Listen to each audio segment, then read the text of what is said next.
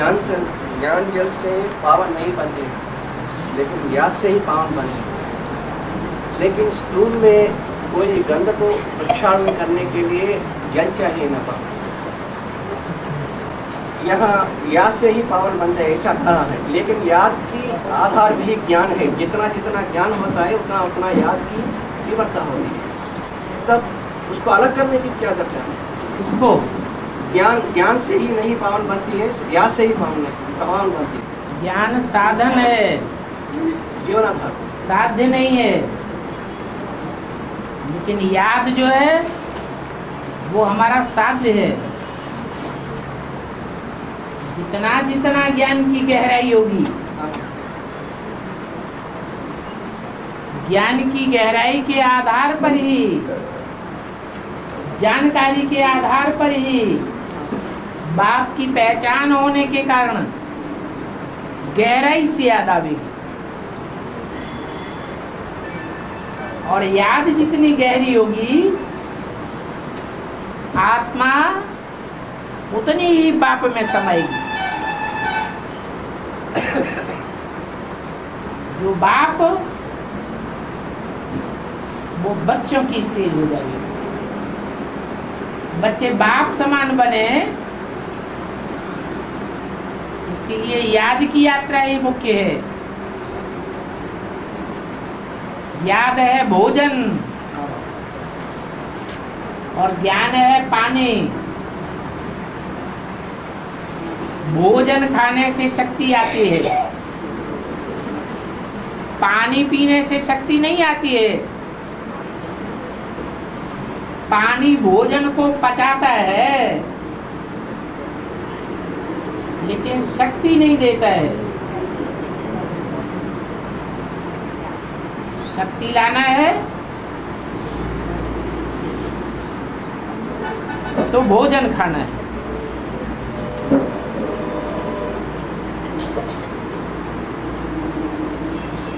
ये याद की यात्रा अन्न है। ठीक है, लेकिन जो ज्ञान भी इसमें अंतर्भाग लेना है, साथ में अंतर्भाग ज्ञान दाता और ज्ञान में अंतर है। वैसे ही याद और ज्ञान में अंतर है। ज्ञानदाता एक है,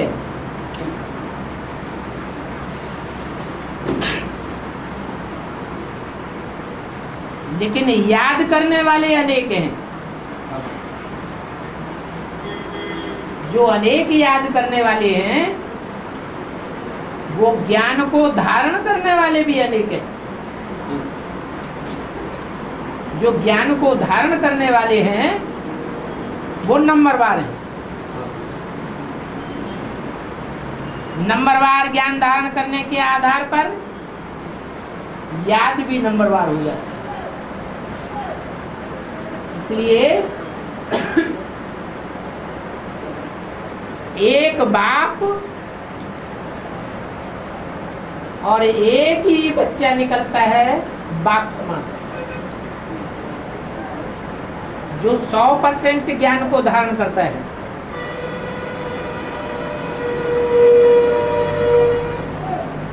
अंतर क्यों पड़ गया? एक बाप आकर के सब बच्चों को एक ही ज्ञान सुनाते हैं। कोई अंतर पड़ता है? नहीं पड़ता है, नहीं पड़ता है, नहीं पड़ता है, अंतर नहीं पड़ता है। सबको ज्ञान एक ही ज्ञान सुनाते हैं। हाँ, फिर अंतर पड़ता है कि नहीं?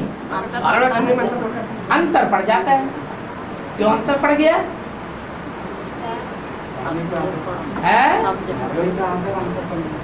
अंतर इसलिए पड़ गया कि हर आत्मा में अपना अपना पार्ट भरा हुआ है। एक जैसा पार्ट नहीं भरा हुआ है। तो हर एक में देहभान भी अपना अपना अलग अलग है, या एक ही प्रकार का देहभान भरा हुआ है? अलग अलग प्रकार का देहभान भरा हुआ है। देह को मिट्टी कहा जाता है। जैसी मिट्टी होती है वैसा पानी होता है। गंगा की मिट्टी अलग और यमुना की मिट्टी अलग, तो पानी में अंतर पड़ता है कि नहीं? मतलब ज्ञान में। हाँ, ज्ञान में, ज्ञान जल में अंतर पड़ता है या नहीं? पड़ता है। पड़ता है। तो ज्ञान जल में अंतर पड़ गया तो याद में भी अंतर पड़ जाता है। इसलिए ज्ञान और याद एक नहीं है, अलग अलग चीजें हैं। गंगा के पानी से कोई पावन नहीं बनेगा। अच्छा, गंगा की याद से पावन बन जाएगा? नहीं बनेगा। लेकिन बाप के ज्ञान से और बाप की याद से पावन बनेगा। शर्त यह है कि पावन बनेगा। क्या अंतर पड़ गया? अंतर पड़ गया देह अभिमान का। बाप में रिंचक भी देह अभिमान नहीं है, मिट्टी का लेश मात्र भी नहीं है।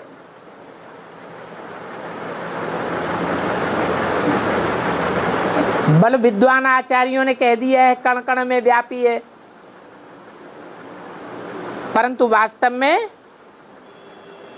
वो कण कण में व्यापी होकर रहता ही नहीं है।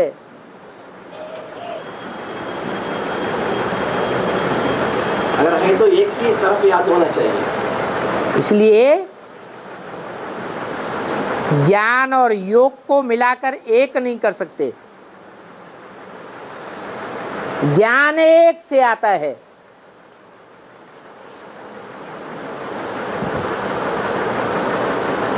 और याद हम करते हैं, आती नहीं है। और हम उतनी ही याद कर पाएंगे जितना हमारे अंदर प्यार भरा होगा। अब व्यभिचारी प्यार,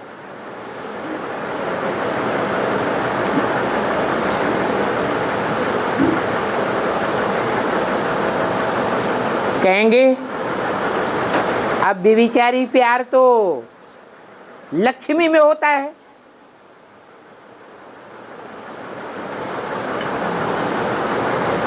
फिर लक्ष्मी में अब व्यभिचारी प्यार होता है तो याद की यात्रा भी लक्ष्मी में जास्ती होनी चाहिए।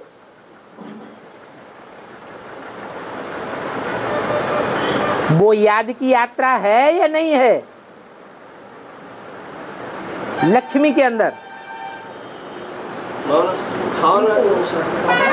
अभी तो ज्ञान के गर्भ में है, तो बाहर नहीं है। अभी तो गर्भ में भी नहीं है। हाँ, जब ज्ञान हो जाएगा, जब ज्ञान को धारण करे, तब वो जन्म जन्मांतर की प्योरिटी अर्थात सोने का पात्र उस ज्ञान को धारण करके रखेगा। मिट्टी का पात्र, देह अभिमानी पात्र, उसको तो ज्ञान फोड़ करके ही निकल जाएगा। जैसे जगदम्बा, ज्यादा ज्ञान किसको मिलता है? जगदम्बा को ज्यादा ज्ञान मिलता है आदि से लेकर अंत तक। या लक्ष्मी को ज्ञान मिलता है आदि से अंत तक, जगदम्बा को मिलता है। फिर किसका ज्ञान बह जाता है और किसका ज्ञान इकट्ठा रहता है? बल बाद में आती है लक्ष्मी, फिर भी इतना ज्ञान धारण करके रखती है कि ढेर की ढेर आत्माओं का कल्याण हो जाता है।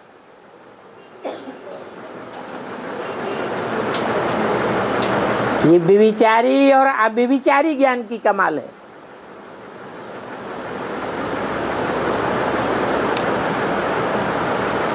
और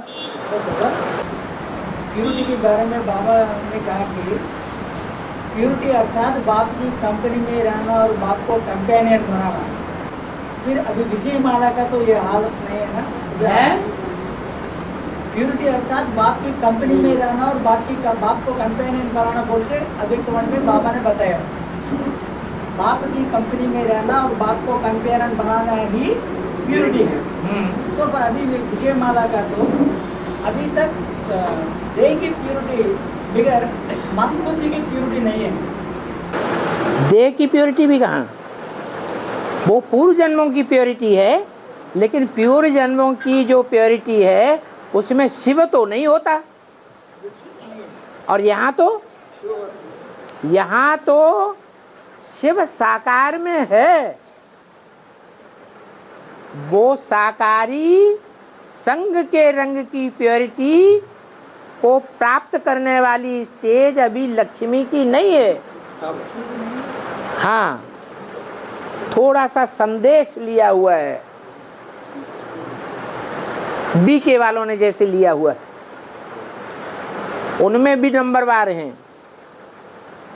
जो इंचार्ज हैं उनके पास सारा लिटरेचर पहुंचता है, उनको डायरेक्शन मिले हुए हैं, सारा छुपा के रख दो, जला दो।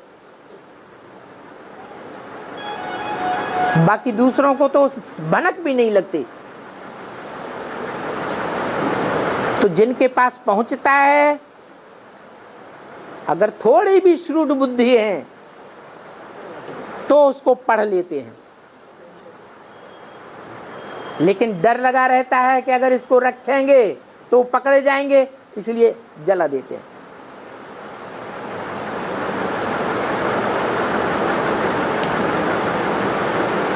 और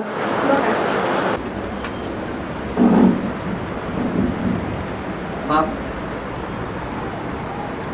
विष्णु में जो 5 आत्मा है, राम और कृष्ण और उनका सहयोग है।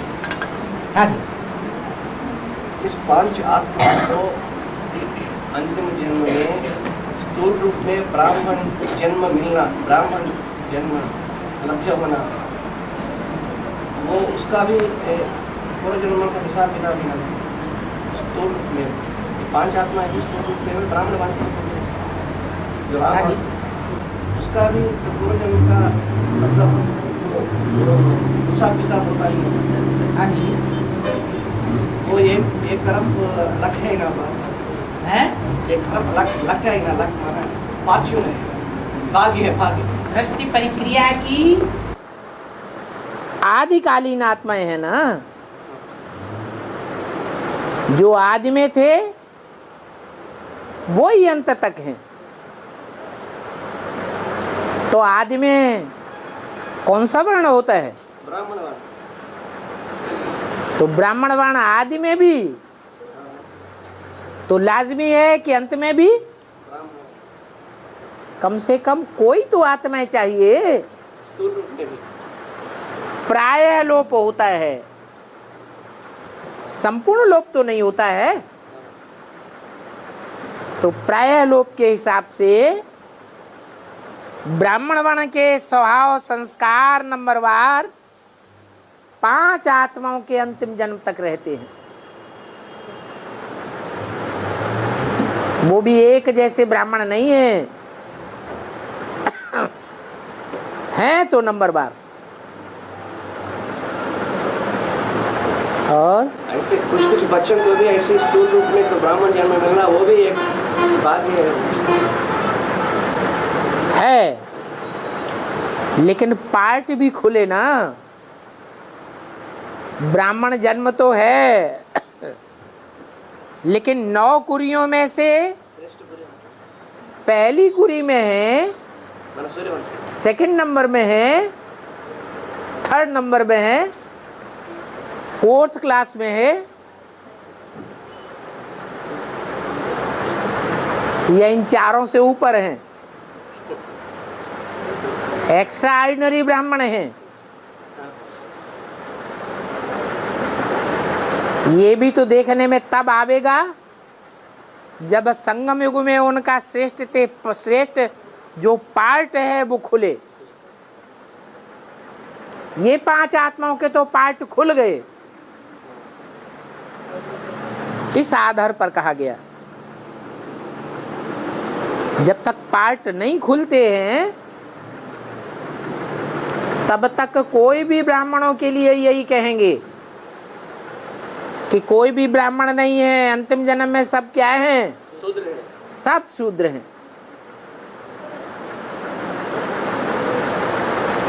अभी की बात छोड़ दें, 500 साल पहले ही लिख दिया तुलसीदास ने अपने अनुभव के आधार पर जिंदगी में, भय वर्ण शंकर सब है, सारे ही वर्ण शंकर हो गए, शूद्र हो गए। तो 500 साल के बाद तो और बुरी हालत हो जाती है।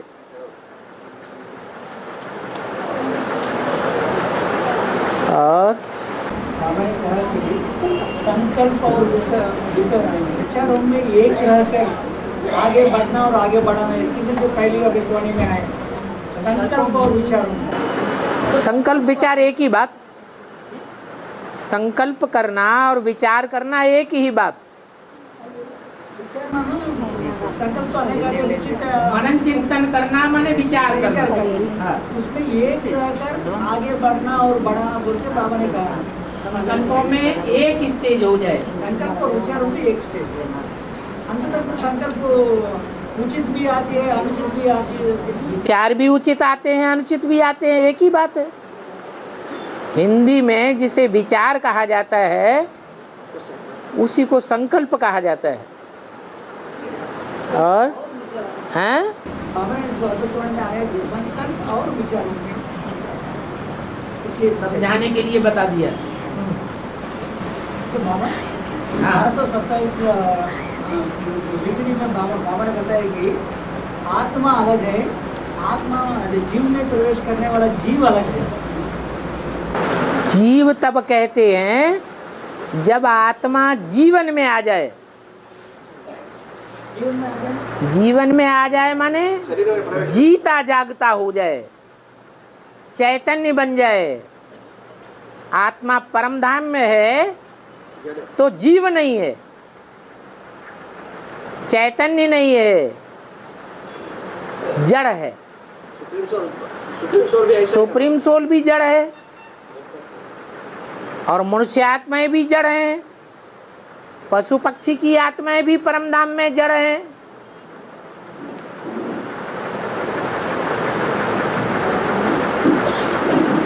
जीवन तब कहा जाए जब आत्मा 5 तत्वों का चोला धारण करे। अब वो चाहे मनुष्य आत्मा हो, चाहे पशु पक्षी हो, चाहे कीड़े मकोड़े हो या पेड़ पौधे हों।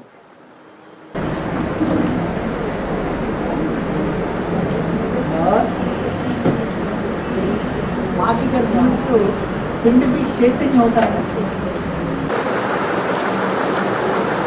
जैसे एक बूंद खून है, खून में ढेर सारे कीटाणु होते हैं, ऐसे ही वो पिंड में ढेर के ढेर कीटाणु हैं। उन कीटाणुओं को मनुष्य आत्मा नहीं कहेंगे,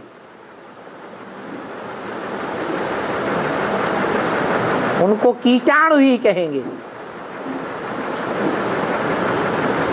वो कीटाणुओं में मन बुद्धि नहीं है। मनुष्य आत्मा प्रवेश करती है तो मन बुद्धि सहित प्रवेश करती है। एक लंबे अरसे तक गर्भ के अंदर वो सूक्ष्म शरीर धारण करके रहती है, सूक्ष्म शरीर से बाहर की दुनिया में भी चली जाती है, सूक्ष्म शरीर से साक्षात्कार भी करती रहती है।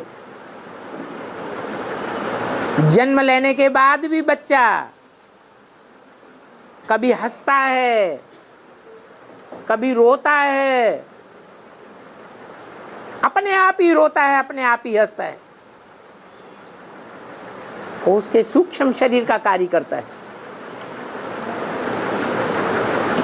जब तक स्थूल इंद्रियां पावरफुल न हो जाएं, तब तक सूक्ष्म शरीर पावरफुल रीति कार्य करता है।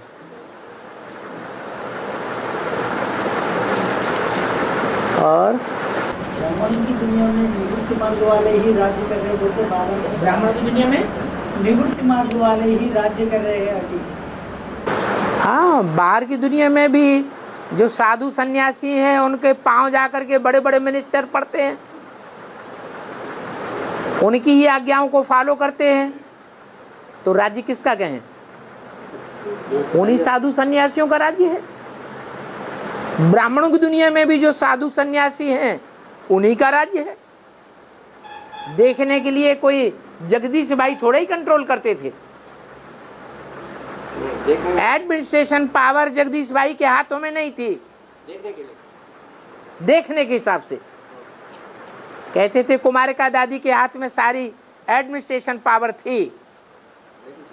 फिर कुमारिका दादी से कलकत्ते के रविंद्र भाई ने कंपिल में भट्टी करने के बाद बात की, दादी ये एडवांस पार्टी अगर ऐसे ही चलती रही तो एक दिन ब्रह्मा कुमारी ईश्वरी विश्वविद्यालय खलास हो जाएगा। दादी ने कहा मैं क्या कर सकती हूँ, जगदीश भाई से जाके बात करो। तो एडमिनिस्ट्रेशन पावर किसके हाथ में है? क्या कहा जाए? जगदीश भाई के हाथ में है।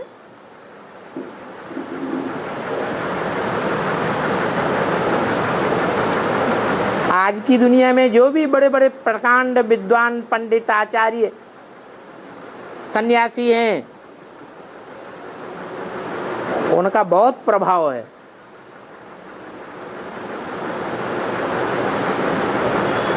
गवर्नमेंट के भी ऊपर प्रभाव है। बड़े बड़े पूंजीपतियों का इतना प्रभाव नहीं है, क्योंकि पूंजीपति भी उनके चरणों में जाकर के लौटते हैं।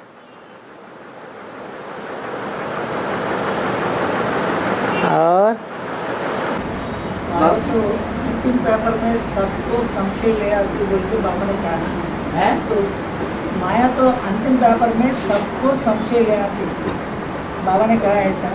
फिर 16,108 तक वो बनती रहती या बाद में संशय क्यों? 16,108 में दास दासी बनने वाले ढेर के ढेर नहीं है। जब ढेर के ढेर हैं तो उनको संशय नहीं आवेगा, उनको तो पहले संशय आवेगा। राज परिवार को पहले संशय आना चाहिए या प्रजावर की आत्माओं को पहले संशय आना चाहिए? यथा राजा तथा प्रजा।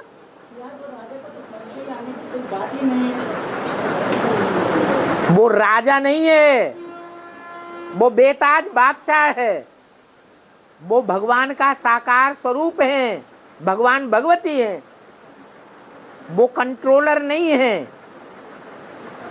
वो राजाई नहीं करते।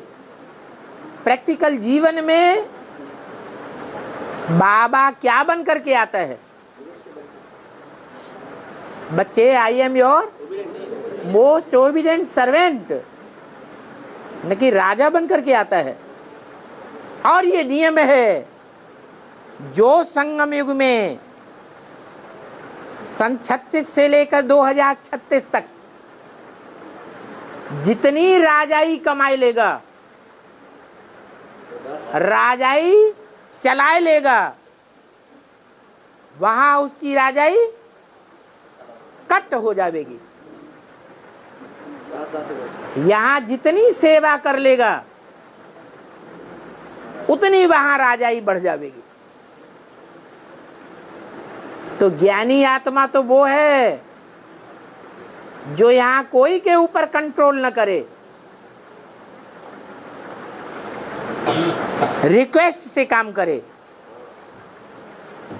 सेवाधारी बन करके काम करे। 100 बार भी डायरेक्शन दिया जाए और कोई 100 बार भी डिसओबे करे तो उसके ऊपर नाराज न हो जाए। जैसे बाबा सन 36 से 70 साल से ऊपर हो गए, वही डायरेक्शन दे रहा है, बच्चे ऐसा करना है, ऐसा नहीं करना है, और बच्चे लगातार डिसओबे करते जा रहे हैं। तो बाबा को क्रोध आता है क्या? दंड देता है क्या? राजा तो क्या करता है? खुंदक में आ जाता है। अच्छा, मेरी बात भी नहीं मानेगा, सूली पे चढ़ा देते हैं। वहां तो राजाओं के सामने जाने से ही थर थर कांपते हैं, और यहां तो राजाओं का राजा बनाने वाला सामने आता है तो भी एक कान से सुन करके दूसरे कान से बात को निकाल देते हैं। एक बार नहीं, हजार हजार बार। तो राजाई का चलाने के संस्कार किसमें है? एक में है, या एक को छोड़ करके सारी माला के मणकों के अंदर राजाई चलाने के संस्कार है? एक को छोड़कर सारे, एक को छोड़ करके सारी माला के मणके, कोई भी मालाएं क्यों न हो, 8 की माला ही क्यों न हो, सब के अंदर ये संस्कार है। अच्छा, मेरी बात नहीं मानेगा? नहीं मानेगा तो देख लूंगा, अभी देखता हूं।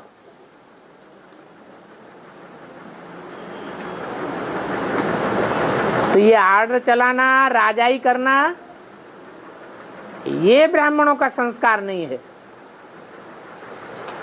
ब्राह्मणों का संस्कार क्या है? मुख्य पहला पढ़ना, सेवा करना। पढ़ना भी है पढ़ाने के लिए, और पढ़ाना भी आज के टीचर्स की तरह नहीं, निरहंकारी बन करके पढ़ाना, मीठा बन करके पढ़ाना। नहीं तो देह अभिमान पूर्वक पढ़ाने से उल्टा रिजल्ट निकलता है। बजाय ज्ञान में निकलने के और ही दूर हो जाते हैं। और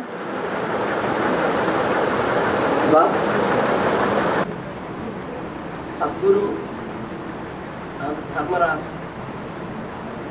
और खाली, इस तीनों पार्ट में क्या अंतर है? बाप प्यार का सागर है, धर्मराज तो मार का सागर है। मेरा राइट हैंड है इसे। राइट हैंड इसीलिए है, जो काम मैं नहीं करा पाता बच्चों से, मैं जिन बच्चों को चेंज नहीं कर पाता हूँ, लेकिन ये बात बोलते हैं, बात तो सद्गुरु, तो वो काम बच्चे के रूप में वो बच्चा कर देता है, जो धर्मराज कहा जाता है। वो धारण करेगा तो धर्मराज कहा जाएगा। अगर धारणा नहीं करता है, धर्म की धारणा नहीं है, तो धर्मराज भी नहीं बन सकता। तो ठीक है बाप, लेकिन जो बाबा बोलते हैं, तो जब सद्गुरु की पाठ शुरू होती है तब तुम बच्चों मेरे सामने ठहर नहीं सकते। तो पावर की बात है, दंड देने की बात नहीं है। सिर्फ पावर से बच्चे स्तंभित हो जाते हैं। धर्मराज तो पावर दिखाता है, दंड देता है, और धर्मराज वही कहा जा सकता है जो खुद धारणा करता है। बाप तो दिव्य गुणों की धारणा नहीं करता है,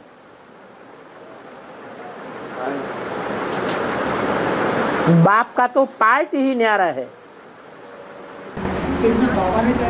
बाबा कहते रहते हैं कि सारी महिमा है ही एक बाप की। जरूर है, तुरिया धर्म है, तुरिया कर्म है, तुरिया धारणाएं हैं। जो बच्चों की धारणाएं हैं वो बाप की नहीं है, जो देवताओं की धारणाएं हैं वो बाप की नहीं है।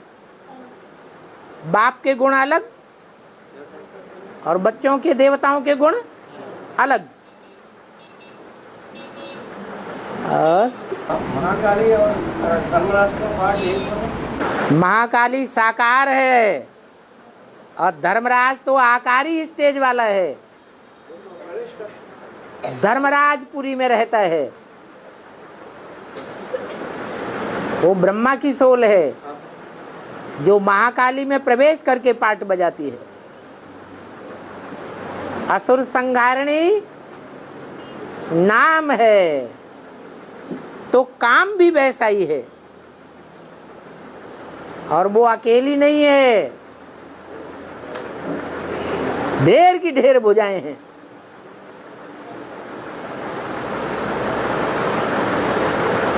और तो असुर संहार में इसको सूर्यवंश के छोड़कर और धर्म जो है उसको असुर उन्हें कहा जाता है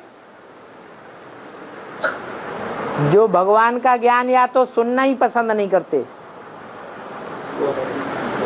और सुनते हैं तो मानते ही नहीं, और मान भी लेते हैं तो चलते ही नहीं। गांठ बांध ली है कि न जानेंगे न मानेंगे और न चलेंगे। भगवान भी उनको अपने प्यार के सागर की स्टेज में रह करके उनको कंट्रोल नहीं कर पाता। ऐसों को फिर धर्मराज कंट्रोल करता है। तो कहा जाता है डंडे से भूत भाग जाते हैं। तो धर्मराज पावरफुल हुआ या भगवान पावरफुल हुआ?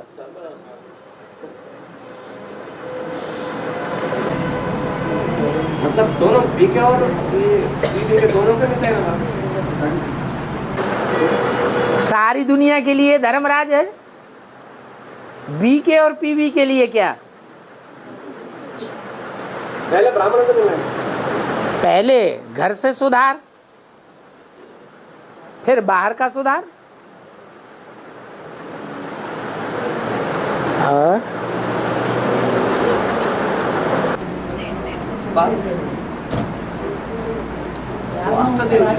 बालाजी होना चाहिए है? तो बालाजी के पास जाके भूतों को भगाने के लिए आज बाबा ने कहा है सर, धारणों का राजा तो बालाजी ही बनना पड़ेगा। है? बालाजी, हाँ, वो धारणाओं का राजा तो नहीं है ना। किसका राजा? धारणाओं का राजा तो बालाजी नहीं है ना। धारणाओं का राजा। बाला माने क्या होता है? बाला माने छोटा। कृष्ण बच्चे को ही बाला कहते हैं। छोटे बच्चे में ज्यादा गुण होंगे या जब बड़ा हो जाता है तब ज्यादा गुण होते हैं? छोटे बच्चे में ही ज्यादा गुण होते हैं। वो बालाजी संगम युग की यादगार है या सतयुग की यादगार है? संगम युग में भी आदिकाल की यादगार है 1936 वाली, या अंत समय की यादगार है? अंत समय की यादगार है। जब वो बालाजी वाली आत्मा संगम युगी कृष्ण का पाठ बजाए तब की यादगार है। Next to God is Krishna. बाबा मला हमारे जातीय झंडा ने पिंगली वेंकन्ना बनाया गया है। हमारे जातीय झंडा को पिंगली वेंकन्ना बनाया है ना। ये आपने झंडा को ब्रह्मा विष्णु महेश्वर के यादगार कहते हैं ना। वे ज्ञान में नहीं आते तो वे कैसे बनाया? ठीक है, तो हमारा जातीय झंडा है ना बाप, फ्लैग, नेशनल फ्लैग है ना। हाँ। उसको यहाँ तो ये आंध्रा वाले पिंगड़ी वेंकैया वो बना दिया है। क्या बना दिया? ये नेशनल फ्लैग जो 3 रंगों की कपड़ा है ना, हाँ, उसको पिंगड़ी वेंकैया के एक नाम है आंध्रा वाला, हाँ। वो बनाया। वो क्या है? वो एक आदमी है, वो बनाया है। क्या बनाया? ये 3 रंगों की जातीय नेशनल फ्लैग है ना बाप, जातीय झंडा माना नेशनल फ्लैग, राष्ट्रीय फ्लैग। अरे राष्ट्रीय झंडा कोई आंध्रा का है या पूरे राष्ट्र का है? वो ऐसा पूछ रहा है बाप। राष्ट्र को स्टेट नहीं कहा जाता है। राष्ट्र अलग बात, अंतरराष्ट्रीय और अंतरराज्यीय। राज्य ढेर के ढेर हैं, उनमें एक राज्य है आंध्रा। आंध्रा में ये मान्यता होगी वेंकन्नैया की। सभी राज्यों में वेंकन्नैया की राज्य मान्यता नहीं है। सभी राज्यों को मिलकर के एक राष्ट्र बना है। उस राष्ट्र का जो झंडा है उसमें ऐसी कोई बात नहीं है। అంటే మొత్తం అన్ని రాష్ట్రాలు పెట్టుకుని ఒకటి అంటారు, ఒక రాష్ట్రానికి సంబంధించింది కాదు. हाँ जी, మరి అశోక్ చక్ర ने चक्र ने बीच के चक्र में हाँ अशोक ने बनाया। इसके बारे में भी आप ना, जो उसको बनाया बाप, उसका ये ज्ञान नहीं है ना। तो तीन है, तीन ब्रह्मा और विष्णु शंकर का वो याद करेंगे ना बाप हाँ झंडा में। हाँ, जो उसको बनाया उसको ये ज्ञान नहीं है ना, वो कैसा बनाया वही पूछ रहा है। इसको ज्ञान नहीं। वो जो पिंगल वेंकैया के नाम से अरे ज्ञान होता तो वो राष्ट्र का झंडा बनाता या कोई एक राज्य का झंडा बनाता। अरे सारे भारत को एक करके चलना है या कि कोई छोटा रूप धारण करके चलना है? सारे राष्ट्र को एक बनाना है। ये अलगाववाद हो जाता है। अभी तो आंध्रा में ही अलगाववाद कर दिया।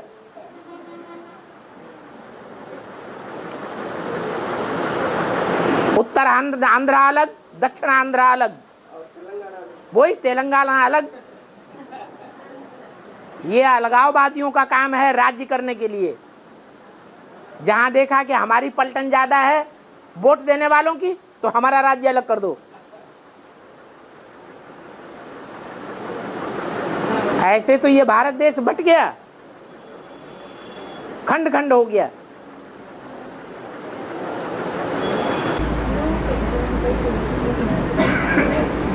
बाप जो अष्टदेव है, सबसे पूर्वज सबको, मतलब जो नौ धर्मों में जो आर्य समाजी और अर्थनास्तिक है उसको छोड़, आर्य समाजी को धर्म नहीं कहेंगे। वो धर्म की धारणा करने वाला है ही नहीं। अगर कोई धर्म की धारणा करने वाला होता तो एक बात में पक्का रहता। उन्होंने तो जहां इस्लाम धर्म आया, इस्लाम धर्म में कन्वर्ट हो गए। वहां से दुख मिलता देखा। बौद्धि आए तो बौद्ध में कन्वर्ट हो गए। वहां भी दुख मिलता देखा, क्रिश्चियन में कन्वर्ट हो गए। माना जहां देखी तबा बारात वहीं बिताई सारी रात। ये तो अवसरवादी हैं आज के नेताओं की तरह। आज के नेताओं का राज्य ही है धर्मनिरपेक्ष राज्य, कांग्रेस राज्य। हमें कोई धर्म की अपेक्षा नहीं है। जब धर्म की अपेक्षा नहीं है तो धर्म की धारणा क्या करेंगे? कोई धर्म से लेना देना नहीं। अधर्मी बन गए। अधर्मी माने नास्तिक। नास्तिकवाद भारत से शुरू होता है, तब रूस में जाकर के पनपता है बड़े रूप में। वो भगवान की जो क्रिएशन है, राजाएं और राजाई, उसको ही नष्ट करने वाले हैं।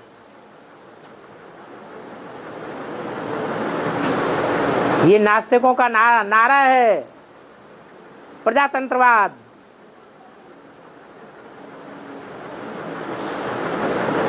प्रजा का वोट चाहिए, राजाएं नहीं चाहिए, राजाई नहीं चाहिए। और राजाई नाम की कोई है भी चीज नहीं है। अभी कौन किसको मानता है? प्रधानमंत्री की नाक फोड़ देते हैं पत्थर मार के। गृह मंत्री की लड़की उठा के ले जाते हैं किडनैप करके। ये कोई राजा ही है?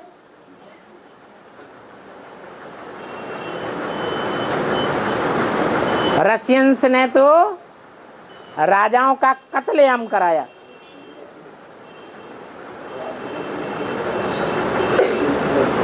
भगवान ने आकर के जिनको ठहराया, गद्दियों पर बिठाया, नंबर निश्चित कर दिए माला में, उनको उन्होंने कत्लेआम करा दिया। तो भगवान का विरोध करने वाले हैं या भगवान को सपोर्ट करने वाले हैं? वो तो बिल्कुल नास्तिक हैं। धर्म नाम की कोई चीज ही नहीं, धारणा नाम की कोई चीज ही नहीं। तो उस धर्म को छोड़कर जो बाकी जो 8 धर्म है ना, हाँ। उस 8 धर्मों को वो पूर्वज है ना, वो सूर्यवंशी जो अष्टदेव है, वही 8 धर्मों के पूर्वज है ना। हाँ जी। तब 8 के पूर्वज होते हुए भी आपस में मिलकर के एक हैं और सबको सपोर्ट करने वाले हैं 8 को। एक 8 को सपोर्ट करना है। हाँ जी, क्योंकि जानते हैं कि हर धर्म में से श्रेष्ठ आत्माएं चुन करके बाप ने ये राजाई स्थापन की है। वो सभी आत्माएं श्रेष्ठ आत्माएं हैं। सारी माला का संगठन ही श्रेष्ठ है। मतलब बाप हर एक धर्म का जो सूक्ष्म बीज है, वो सूक्ष्म बीज उसमें रहते हैं। हाँ जी, जो 100% सच्चाई है हर धर्म के अंदर, वो अष्टदेवों में आकर के इकट्ठी होती है। तो सच्चाई तो जरूर सच्चाई को सपोर्ट करेगी। तो हर धर्म में सच्चाई होती है ना बाप। हर धर्म में सच्चाई है। 100%। नास्तिक कोई धर्म नहीं है, अर्ध नास्तिक कोई सच्चाई नहीं है। वो धारणा करने वालों में सच्चाई और होगा, फिर भी वो तो बाप के विरुद्ध है ना संगम में। सब विरुद्ध नहीं होते हैं। जो सच्चाई वाले हैं वो ही आकर के सपोर्ट करते हैं भगवान को। हर धर्म में से जो सच्चे सच्चे हैं वो बच्चे चुने जाते हैं। वो सिंध हैदराबाद में एक आखिरी जन्म में इकट्ठे हो गए, चाहे राजा वर्ग की आत्माएं हैं चाहे प्रजा वर्ग की आत्माएं हैं। सारी दुनिया से हर धर्म से छटी हुई आत्माएं, श्रेष्ठ आत्माएं सिंध हैदराबाद में जाके इकट्ठी हुई।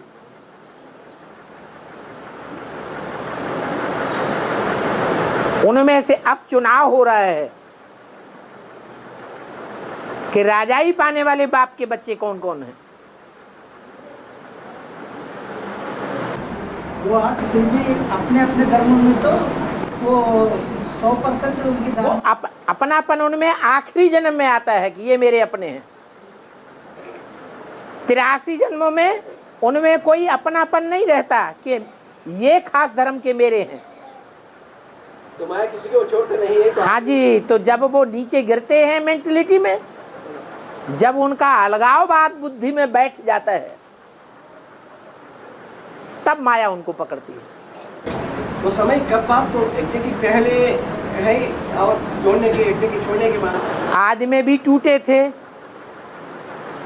तो इसीलिए टूटना होता है। प्योरिटी टूटती है तो यूनिटी टूटती है। 84वें जन्म के अंत में टूटते हैं, उसका कारण भी यही होता है।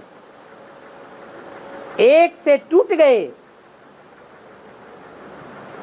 तो बिखर गए, एक से जुड़ करके रहते तो बिखरने की बात ही नहीं। तो अंतिम जन्म उसका कौन सा है बाप? क्योंकि पहले अंतिम जन्म हुआ और उसके बाद जो शरीर प्रजापिता शरीर छोड़ने के बाद जो जन्म लिया वो हुआ। जब जन्म लिया अंतिम जन्म, जब बाप ने प्रवेश किया, वही अंतिम जन्म है 84वां जन्म। वो 84वां जन्म ऐड होकर के चलता है। जैसे ब्रह्मा की 100 साल आयु, वैसे उन बच्चों की आयु भी ऐड होती है अगले जन्म में। उसको एक्स्ट्रा ऑर्डिनरी जन्म कहा जाता है। वो 84वां जन्म ही उनका एक्स्ट्रा ऑर्डिनरी जन्म होगा।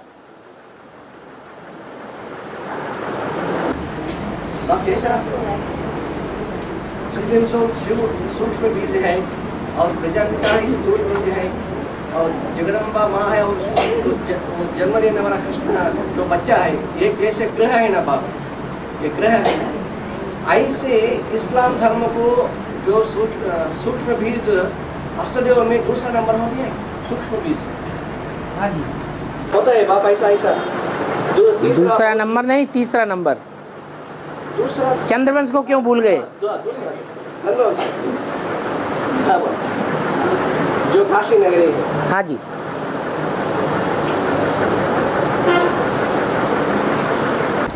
बाप मूल बीज और सूक्ष्म बीज में क्या अंतर है? तो रामायण में राम, भरत, लक्ष्मण और शत्रुघ्न जो 4 वेदों का यादगार है, और जो 4 भाई आई, वो पहला जो राम बाप है वो सनातन जैन धर्म की बीज, और दूसरा है इस्लाम। वेद का नाम ही है ऋक। ऋग्वेद। ऋक माने सच्चा,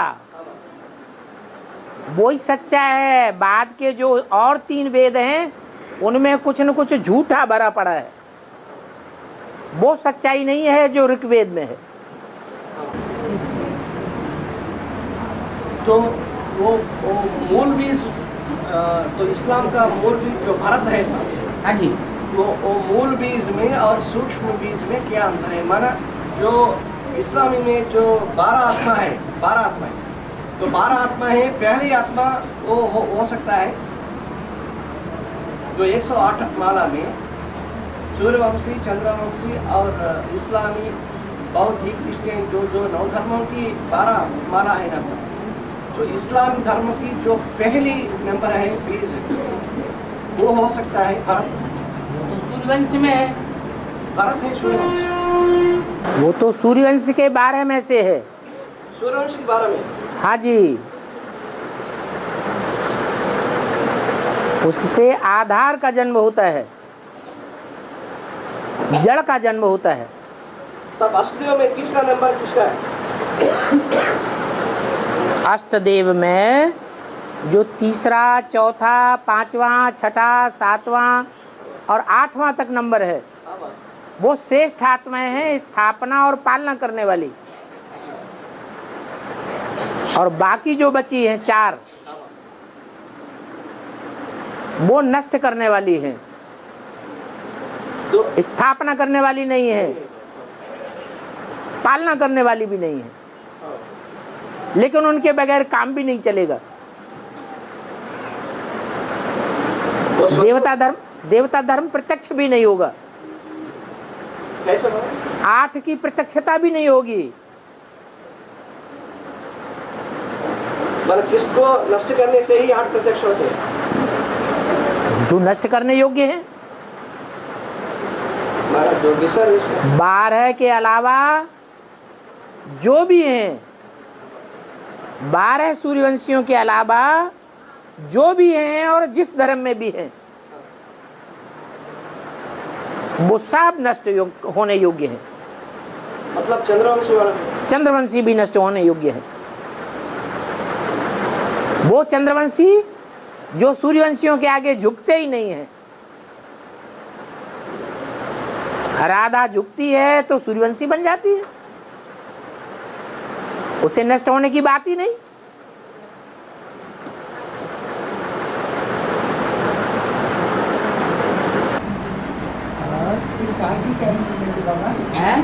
एक साल की कैलेंडर में तो हर एक महीने में मास की शिवरात्रि होती है, फिर एक महाशिवरात्रि होती है।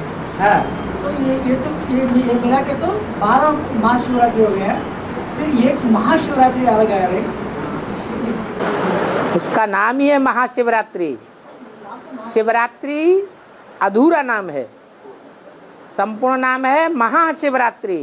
2018 में। हाँ? 2018 में। हाँ, महाशिवरात्रि माने ऐसी रात्रि जिससे, महा माने बड़ी, जिससे बड़ी कोई रात्रि होती ही नहीं। सब अंधेरे में। तो एक रात्रि ही ऐसी है 5000 वर्ष के अंदर,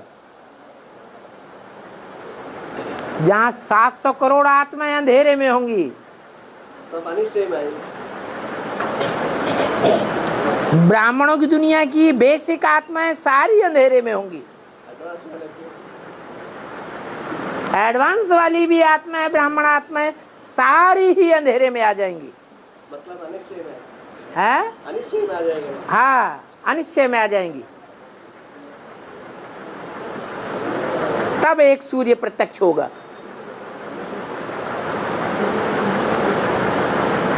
उसको कहते हैं महाशिवरात्रि। उससे बड़ा अंधकार और कभी दुनिया में न हुआ है और न होगा।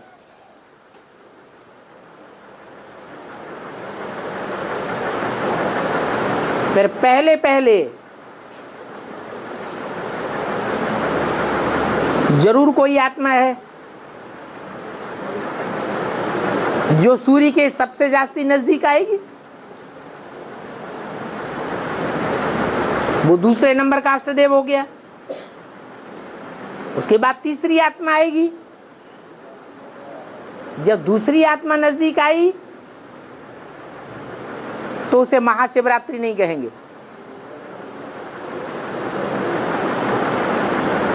कुछ न कुछ उजेला होने लगा।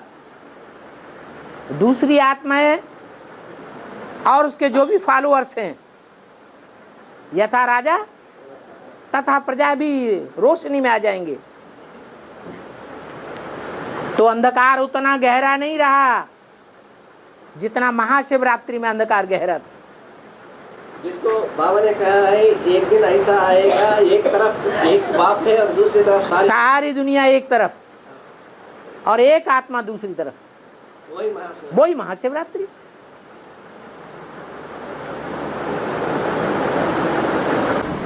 बाबा जो ये नसदेव है तो 12 आत्माएं में वो तो स्वर्ग को भी नष्ट करने वाला तीन सीढ़ियां रहती है ना बाबा। त्रेता के अंत में वो स्वर्ग को भी नष्ट करेंगे, तो ब्राह्मणों की दुनिया को भी नष्ट करेंगे, बेसिक की दुनिया को भी नष्ट करेंगे, और वो बाहर की दुनिया को भी नष्ट करने के निमित्त बनेंगे। दूसरे खंडों की, हाँ, जो भी मुखिया हैं, बड़े बड़े हैं, जिनकी बुद्धि कमजोर है, अपने बनाए हुए एटम बम को खुद फोड़ने में डरते हैं, उनमें प्रवेश करके उनको इंस्पिरेट करेंगे। प्रवेश करना माना सूक्ष्म, इंस्पिरेट करना, प्रवेश करके उनकी बुद्धि को पलटा देना। लेकिन बाप जो 12 आत्मा है, 8 आत्माएं को छोड़कर जो 4 आत्मा रहा है ना बाप, लेकिन त्रेता के अंत में तो 3 सीढ़ियां है, लेकिन यहाँ बचा है 4, वो वहाँ 3 है। और 14वां आत्मा के बारे में क्या बात? वो गुप्त है, 11 ही रुद्र कहे जाते हैं। रुद्र गण 11 हैं, 12 नहीं है। लेकिन 12 राशि है ना? हाँ, 12 राशियां हैं। 12 राशियों के ही दुनिया के सारे मनुष्य हैं, 12 राशियों के अंदर ही है। और ज्योतिर्लिंग भी 12 है ना? हाँ जी। तो बुद्ध रूप में मना कैसा होगा उसका बुद्ध पाठ? एक चोटी का है तो एक एड़ी का है,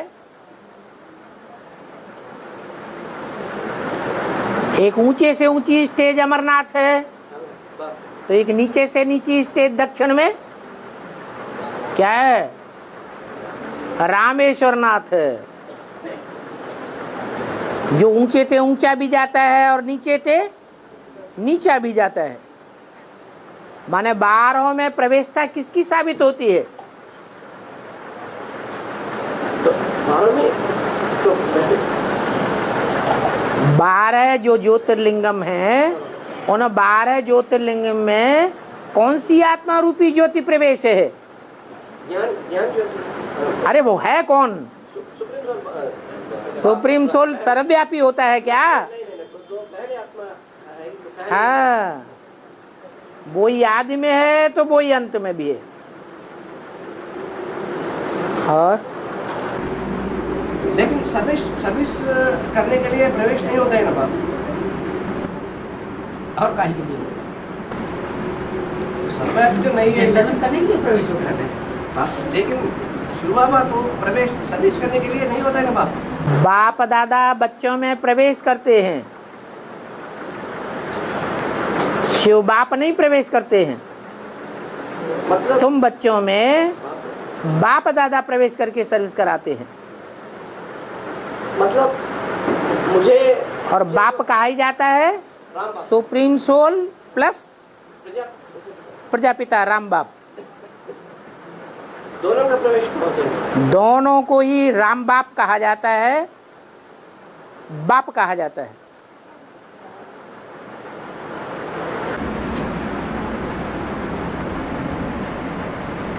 और भाई साहब का प्रश्न है कि भाई साहब का एक प्रश्न है, 4 मुख्य धर्म है और 4 मुख्य वेद है ना, वेद उन 4 हैं, किस धर्म का वेद, कौन सी धर्म का वेद किस वेद?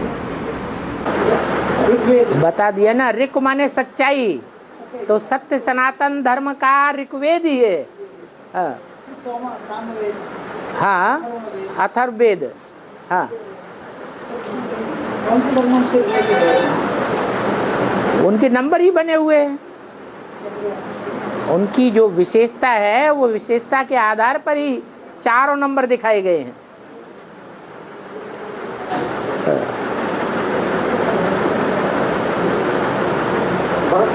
हाँ, एक ही दृष्टि से ही पति से पावन होती है दुनिया में, एक ही दृष्टि से बात शिव बाबा का दृष्टि से ही छठी कला होती है। लेकिन अभी जो ब्रह्मा जो दूसरा प्रवेश करके जो सभी को दृष्टि देती है, भले वो बाप की याद में है, लेकिन सुप्रीम सोल उस पर प्रैक्टिकल रूप में नहीं है ना बाप, वो दृष्टि देना वो सही है या गलत है? जितने भी सूर्य वंश को छोड़ करके और वंश हैं 11, वो 7, वो सारे ही वंश निराकार को याद करने वाले हैं। माना चंद्रवंश सहित जितने भी विधर्मी हैं बिंदु क्या है? वो सब निराकार को याद करने वाले हैं, साकार को पहचानते ही नहीं हैं। चंद्रवंश में 10% ही ऐसी आत्माएं हैं जो बाप को पहचान करके बाप के धर्म में कन्वर्ट हो जाती हैं, अपना लेती हैं। विजयमाला, बाकी तो सब और धर्म के हैं, और धर्मों में कन्वर्ट होने वाले हैं। मतलब ये दृष्टि देना वो तो रंग है ना ब्रह्मा का। जो जिस धर्म का होगा वो उसी की बात मानेगा ना, किसके मुख को फॉलो करेगा? जिस धर्म का होगा उसी के मुख को मानेगा, उसी की आंख को मानेगा। जो दृष्टि ले रहा है वो उस धर्म का है। बस कुमार का दादी के धर्म के होंगे, वो कुमार का दादी से दृष्टि लेना अच्छा लगेगा। उनके धर्म के नहीं होंगे तो उनको उनकी दृष्टि लेना देना क्या कर रही है, हमें नहीं अच्छा लगता। वो जन्म जन्मांतर के संस्कार हैं।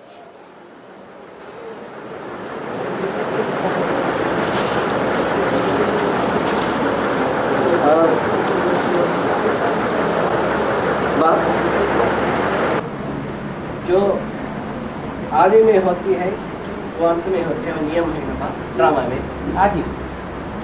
तो माया किसी को छोड़ते नहीं है। तो पहले जो बाप है तो पिता जो पहले फेल हुआ ना बाप यज्ञ की आदि में, और उसके साथ जो अष्टदेव है उसकी जो फॉलोअर्स वो भी फेल हुआ, माना आदि में फेल हुआ।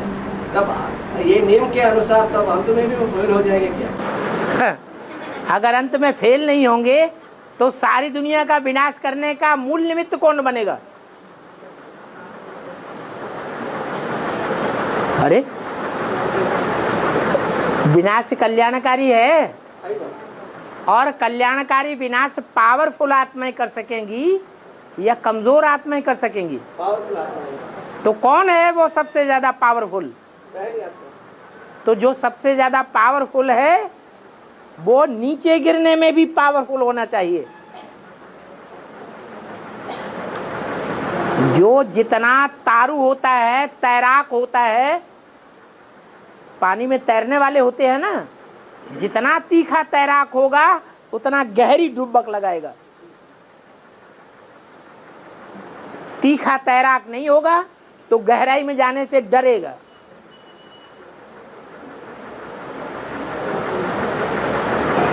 तो ये बोला राम फेल हो गया, माने पास्ट की बात बता दी। जो फर्स्ट में वो लास्ट में भी होगा।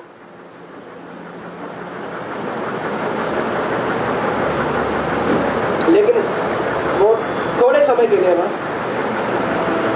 विनाश होना कोई ज्यादा टाइम की थोड़ा ही लगता है। विनाश दो तरह का है, एक भारत का विनाश, जो भारत में महाभारत युद्ध होता है, खून की नदियां जिसमें बहती हैं, और एक है विदेशियों का विनाश, तुरंत हो जाए, उसे ज्यादा टाइम ही नहीं लगता।